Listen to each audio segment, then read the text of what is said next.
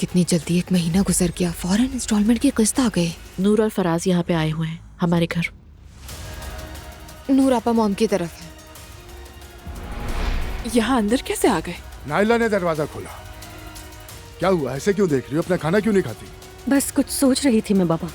मुझे लगता है सबको पता चल जाएगा। परेशान मत हो, मैं किसी सूरत पीछे नहीं हटूंगा। हेलो, बंद करो अपनी बकवास फराज। अब क्या कर दिया उसने?